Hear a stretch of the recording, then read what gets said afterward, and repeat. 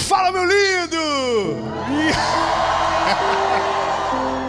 Ai, que bom, não vai precisar ir para uma outra cidade para gravar essa mensagem. Meu lindo, minha linda, que bom que você está aqui. Eu tenho uma palavra de Jesus para o seu coração e eu tenho certeza que o que Deus tem para você vai ser extremamente importante para a sua vida e para os dias que virão. Mas antes de a gente ir para a mensagem, eu quero te pedir...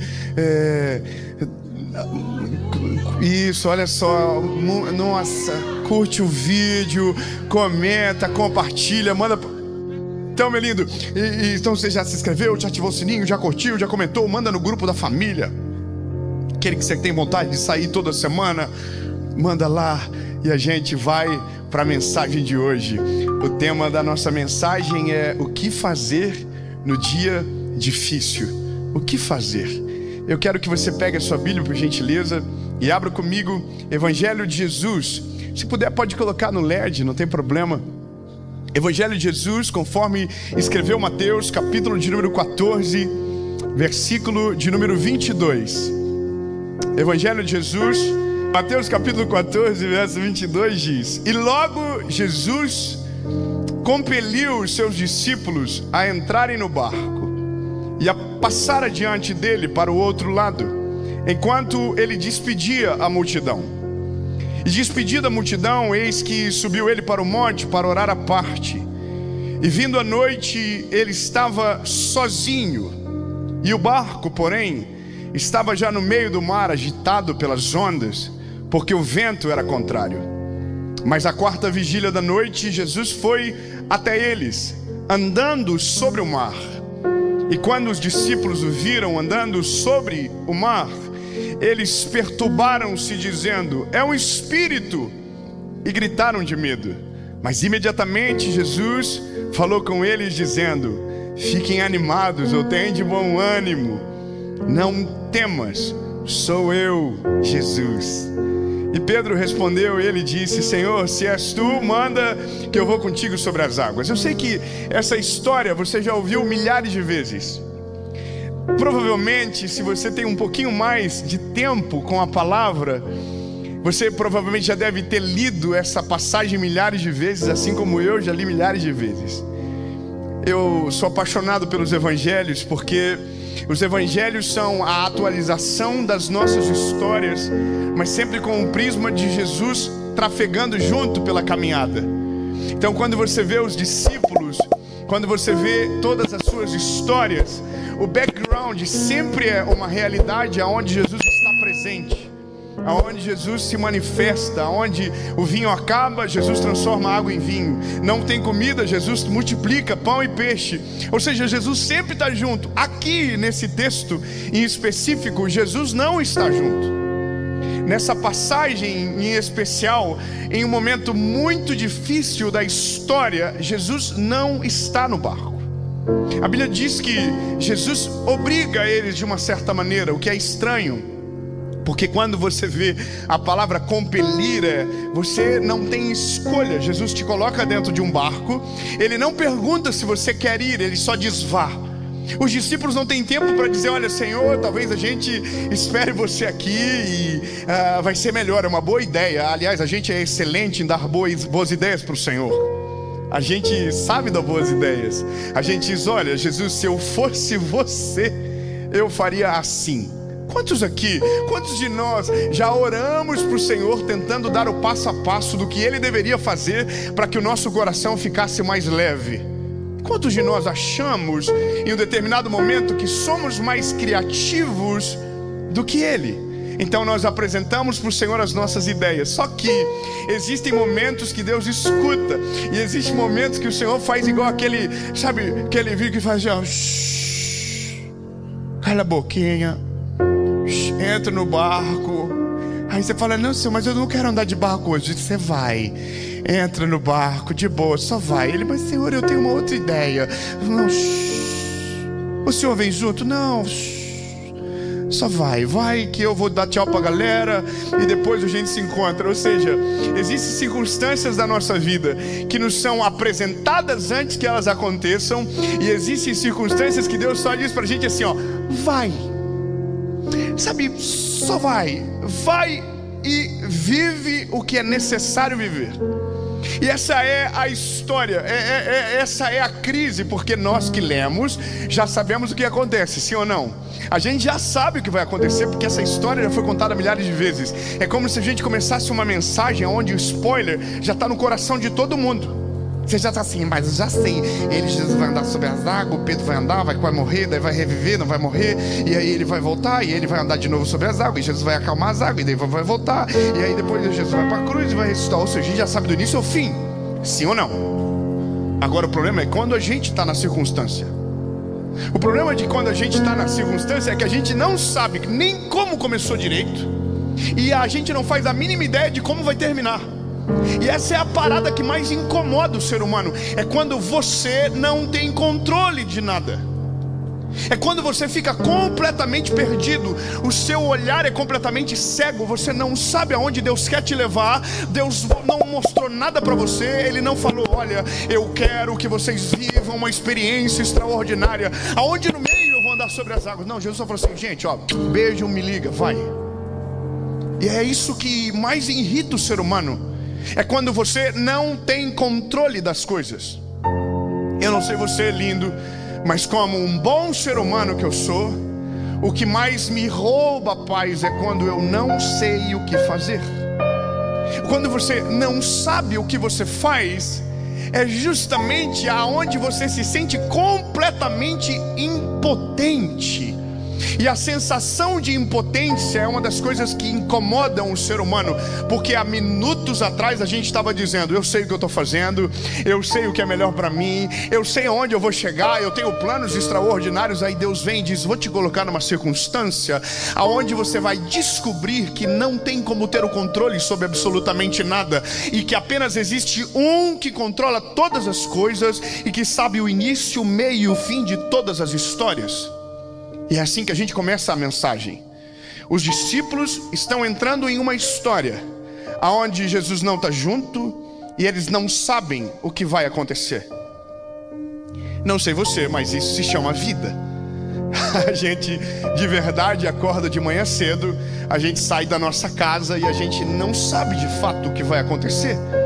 A gente acorda e, bom, não sei se aqui em Itajaí é assim, mas o ser humano é um bichinho instável. A gente acorda de manhã motivado, a gente vê um vídeo, a gente ouve uma mensagem e a gente ora, e a gente tem aquele negócio de declara sobre o dia, declara. Já viu isso? Que bonitinho. Eu declaro que o meu dia hoje vai ser maravilhoso, que nada vai me tirar do sério. E aí você chega no ferry bote. É verdade. Aí você, não importa, você pode estar num carro maravilhoso, você pode estar num carro ruim, você vai ficar assim bolado, você vai assim, nossa, é a vida. É isso aí, ó, nada dá certo comigo, essa confusão.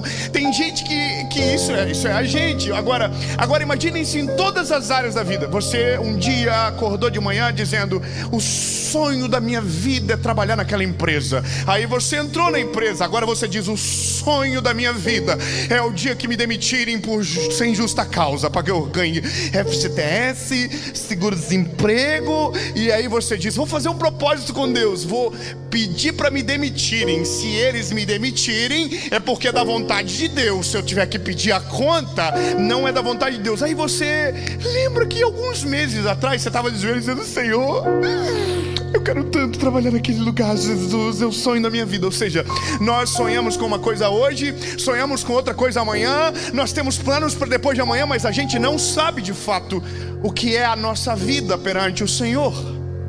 Então entende que a maior crise do ser humano é pensar que sabe tudo estando perdido. E essa é a grande dificuldade da nossa vida, porque enquanto as coisas estão de acordo com o que nós planejamos, nós ficamos seguros. Mas quando Deus tira o elemento controle e coloca o acaso para nos servir, quando Deus coloca o dia difícil para nos testar, quando Deus coloca as adversidades da história, é nesse momento que de verdade nós mostramos quem somos e deixamos claro o quanto cremos em Jesus.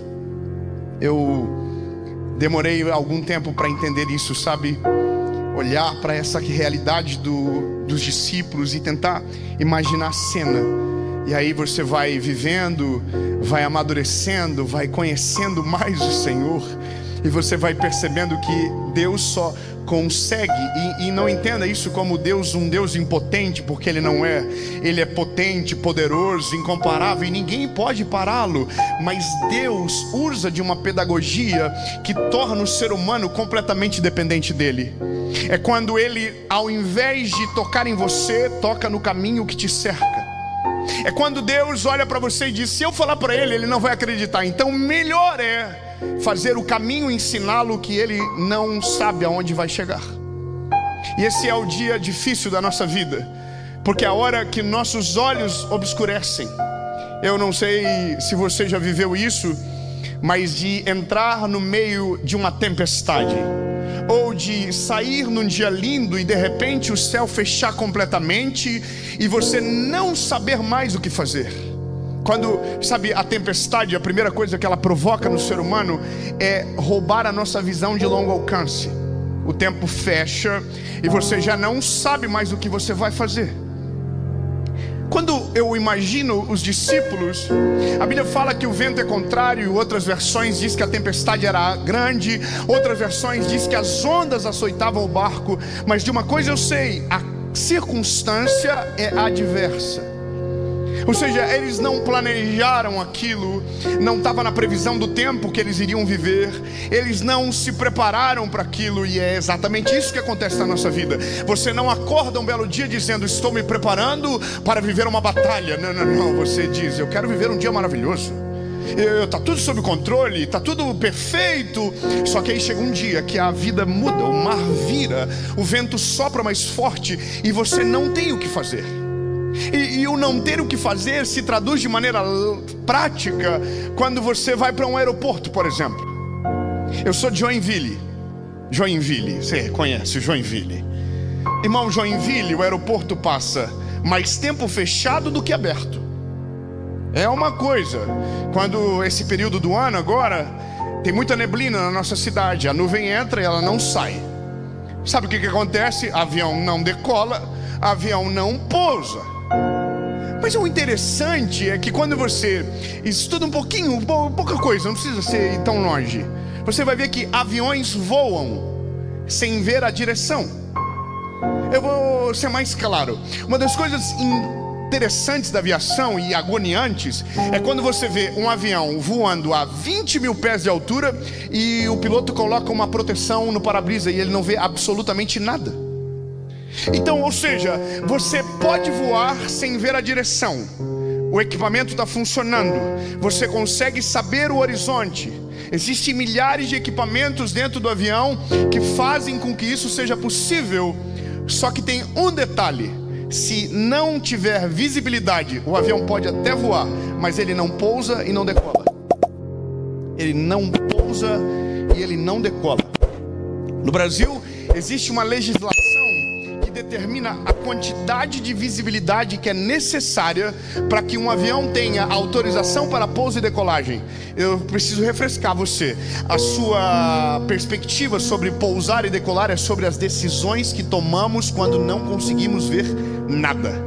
Ou seja, a vida está nos dizendo: se você não consegue ver nada, você nem pousa e você nem decola.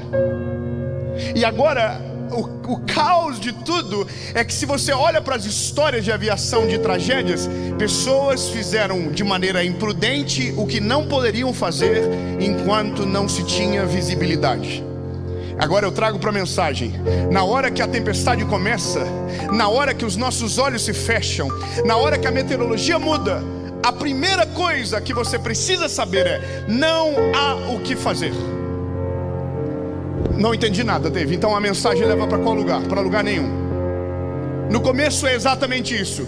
Se você não sabe o que fazer, você não faz nada. Você não pousa, você não decola, você voa. Como assim, Dave? Exatamente. Eu peguei um voo esses dias na minha cidade, para ir para minha cidade. Eu estava em São Paulo e sentou um americano do meu lado. E o americano decolou e ele falava inglês. Amém. E eu falo português nível médio. E aí, irmão, o rapaz tinha um sono pesado. Nós decolamos de São Paulo, tão bonitinho, e ele dormiu, apagou. Quando deu 1 hora de voo, o piloto falou: olha, infelizmente não poderemos pousar em Joinville, porque a meteorologia mudou do nada. Então a gente está arrumando para Navegantes. Navegantes não deixou o voo pousar lá, porque o pátio estava lotado de aviões. Então o piloto falou: olha, infelizmente não poderemos pousar em Navegantes, estamos indo para Curitiba. Calma, também não deu para pousar lá. Resumindo, voltamos para o lugar de origem, São Paulo. Enquanto isso, o americano dormia lindamente do meu lado. E eu pensava comigo: acordo ele para dar a notícia? Imagina que legal, falando: how are you? I'm good. The plane. Irmão, até eu explicar pro homem, é melhor deixar ele dormir. Só que foi tão bonitinho, porque quando pousou em São Paulo de novo, ele levantou a janela e falou assim: rapaz, em inglês, eu entendi, Joinville tá grande. Como cresceu essa cidade. Aí eu só olhei pra ele e falei assim: ó, it's not Joinville, e São Paulo. Irmão, esse homem ficou revoltado. Chamou o comissário: como que vocês não me acordam? Realmente, uma briga. E eu pensando comigo, podia ter ajudado ele, só não podia ajudar o piloto, porque o piloto era sábio. E a melhor coisa a se fazer quando você não sabe para onde ir é voltar de onde saiu. E eu não estou falando sobre voltar atrás, eu vou ser mais específico, porque eu entendo que no mundo que a gente vive hoje, a gente tem que ser o mais claro possível para não dar confusão.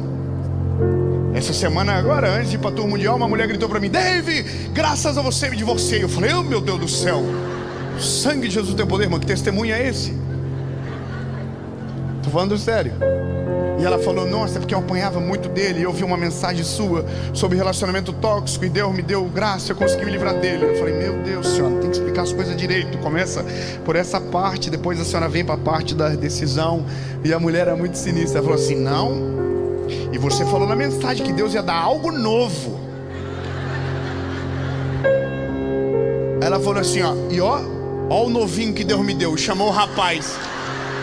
Irmão, eu tô chegando à conclusão que a gente tem que explicar as coisas óbvias, porque daí alguém vai dizer assim: não, então significa que eu tenho que voltar a ser quem eu era antes. Não, então significa que eu tenho que voltar. Não é. Se você não sabe o que fazer, volte para o lugar seguro. E o lugar seguro sempre é o colo do Senhor. O lugar seguro sempre é na presença dele. O lugar seguro, enquanto ninguém dá glória a Deus, eu vou ficar aumentando o nome. É ele, nós precisamos voltar para ele.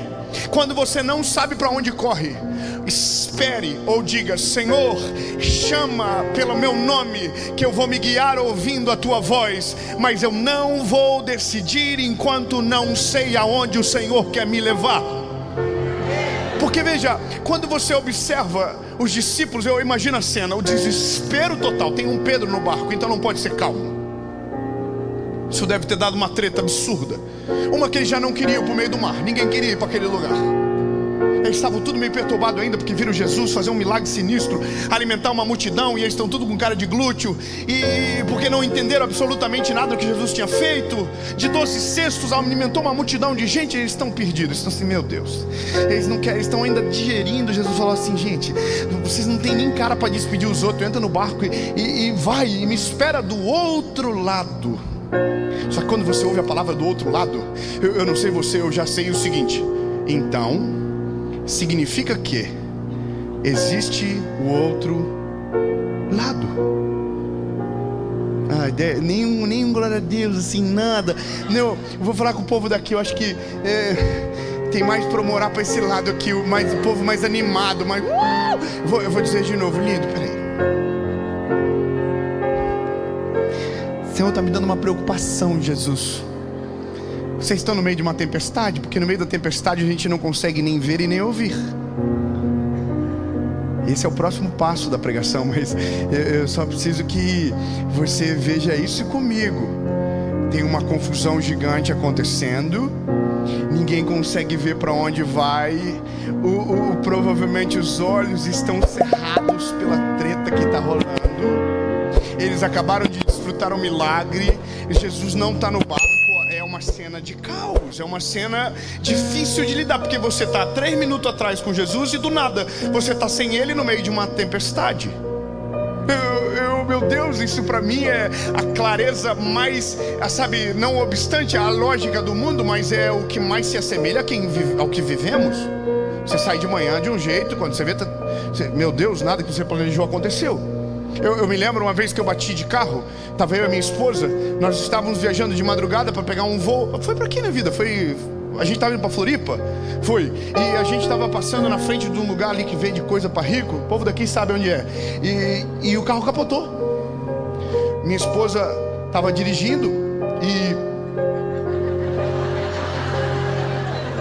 Não, eu estava dormindo, minha esposa também, não, estava dirigindo e perdão, Jesus, brincadeira, amor. Um homem bêbado bateu no nosso carro. E o homem bêbado bateu e o carro capotou. O carro virou 3 vezes na pista e veio outro carro e bateu na gente de novo, a gente capotado. E aí a gente pensou, oh meu Deus, vou morrer. Aí não morreu. Aí saímos do carro, eu e a minha esposa.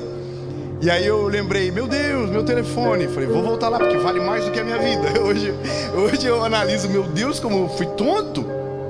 É porque era bom. Aí eu entrei dentro do carro, veio outro carro e bateu de novo. Não, MacGyver, o Chuck Norris, o Naldo. É uma coisa absurda. Eu ouvi a minha esposa gritando.